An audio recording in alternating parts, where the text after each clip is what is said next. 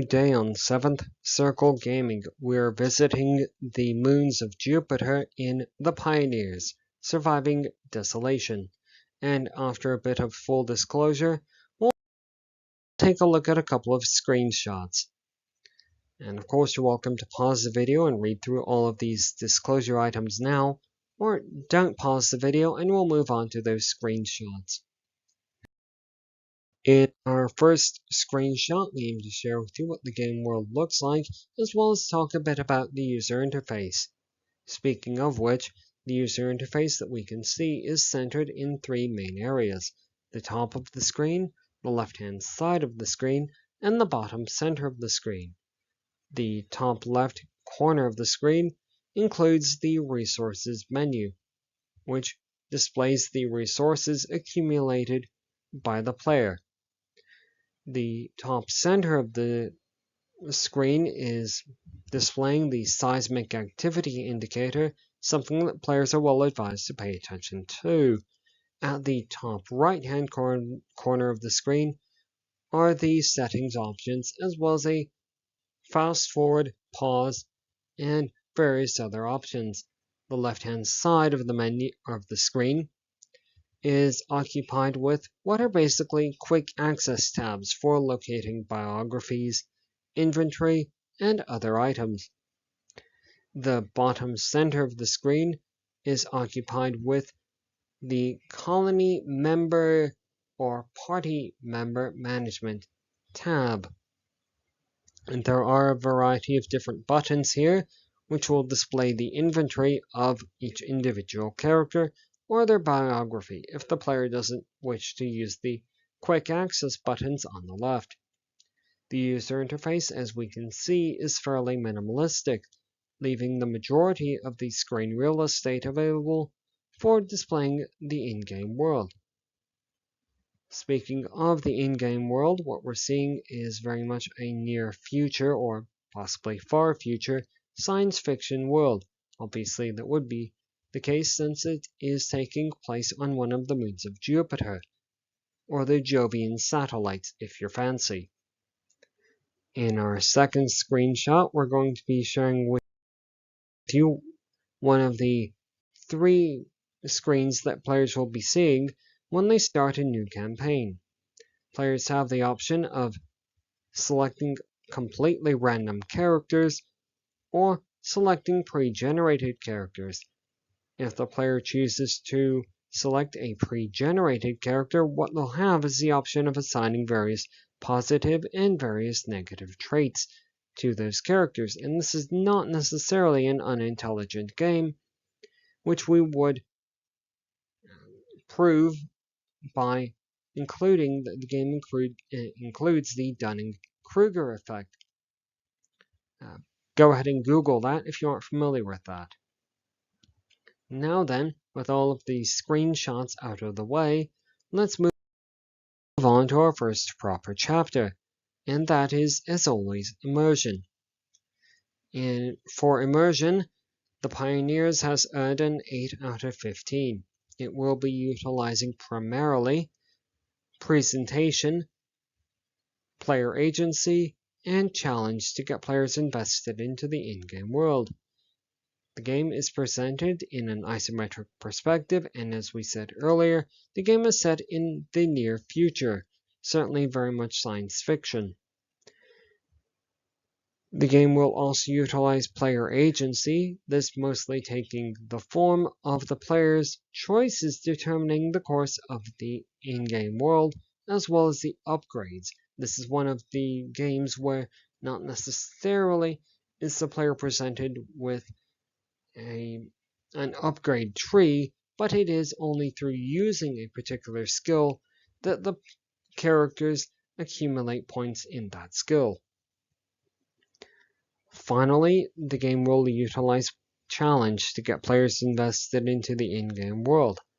This again takes the form of managing resources and managing the results of unplanned events that the game presents the player with.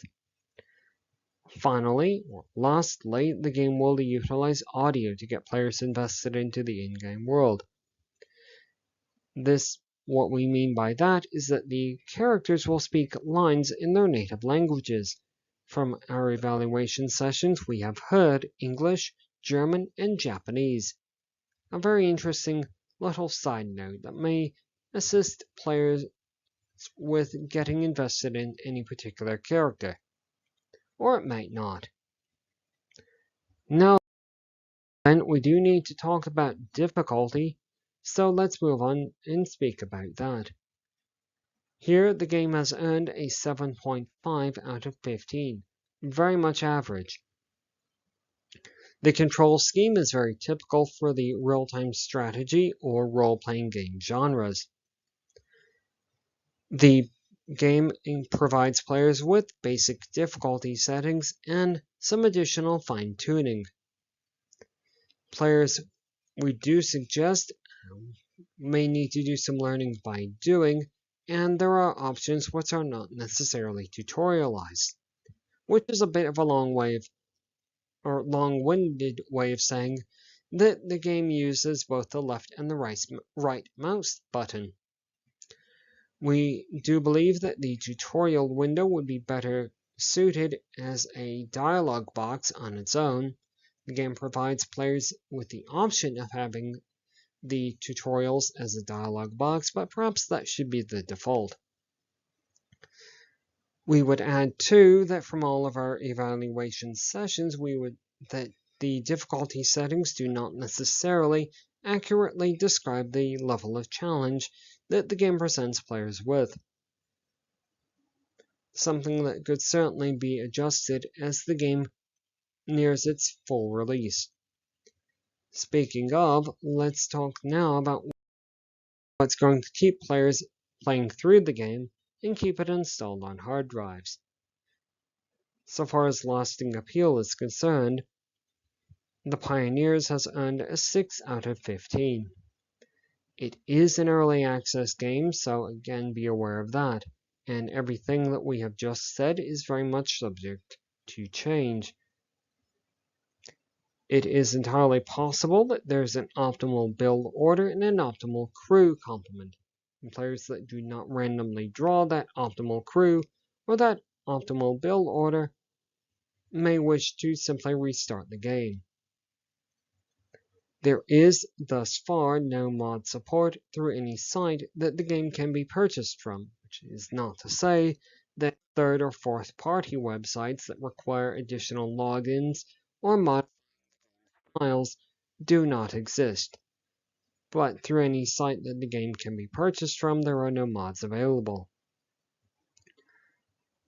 Of course, this being an early access game, there are not any DLC available for purchase as yet, although this could change once the game gets beyond final release.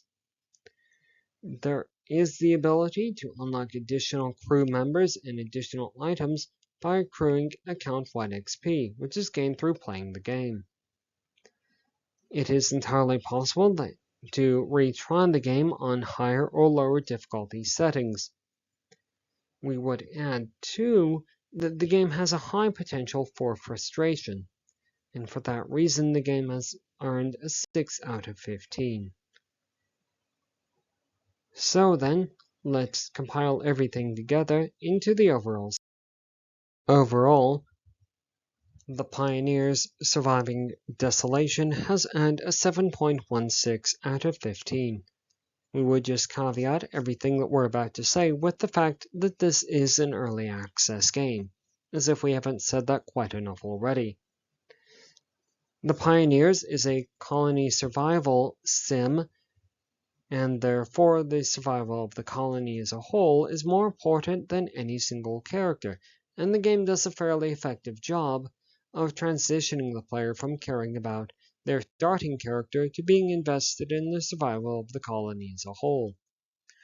We have encountered in our evaluation sessions some bugs and or glitches, some of which were more game-breaking than others. You can see a short list of those on the screen now. We will just add that a simple restart of the game resolved all of those issues. Moving on then, we do have a couple of highly subjective statements before we end the video today, so please have those grains of salt ready. We personally found the game to be extremely engaging, even if it was highly frustrating. And it could be said that the frustration that the game presented us with served to engage us further with the game. The Pioneers is, compared to other games in the colony sim genre, a very uncomplicated one, with a simple resource tree. It also has the very clear overall goal of escaping the planet Io. Players may find that the game is more challenging than they expect. Therefore, we do highly suggest starting the game on the very easy difficulty settings, and all of the additional difficulty settings set to very easy as well. Now then, we would just add that this game we do believe has some potential, so we will be looking into it as it nears its full release. And that's all there is to say from us here at 7th Circle Gaming. We thank you very much for watching all the way to the end of the video, if you chose to. We look forward to seeing you on our next video, and from 7th Circle Gaming, goodbye.